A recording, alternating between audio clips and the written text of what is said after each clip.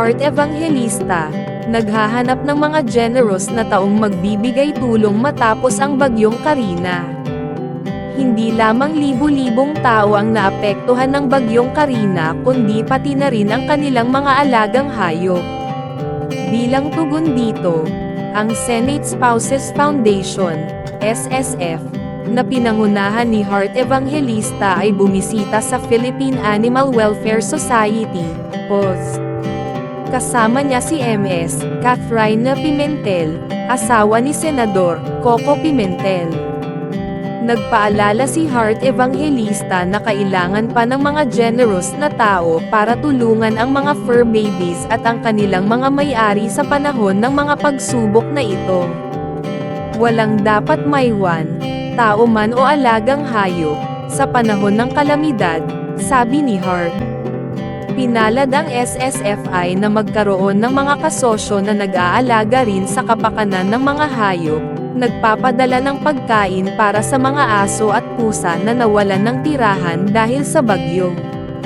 Anong mas mabuting paraan upang maabot ang maraming inabandonang hayop kundi sa pamamagitan at kasama ng PAWS Philippines? Lagi silang bahagi ng National Disaster Risk Reduction Management Council, nagsasagip ng mga hayop na naiwan sa panahon ng kalamidad. Ngayong araw, nagkaroon kami ng mabilisang pagbisita sa PAWS upang magbigay ng mga supply para sa mga asong residente at mga nasagip na hayop. Pinaikutan kami at nakinig sa mga masaya at malulungkot na kwento ng mga alagang hayop sa kanilang pangangalaga. Ang SSFI ay kaisa ng PAWS sa panawagan laban sa kalupitan sa hayop.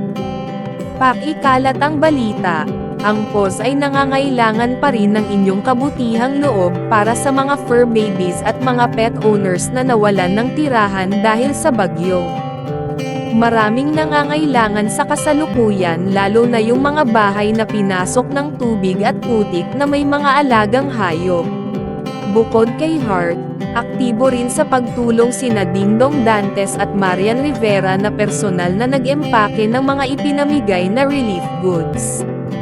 Bilang karagdagan, umapela rin si Heart sa mga may kakayahang magbigay ng donasyon na magtulong-tulong upang muling makabangon ang mga pamilyang nasalanta, lalo na ang mga may alagang hayop.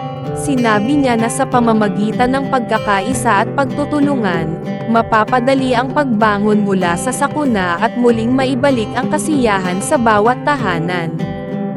Sana talaga lahat ng mga mahilig mag-display sa social media, ipakita rin ngayon na hindi lang nila ginagamit ang platforms nila para kumita.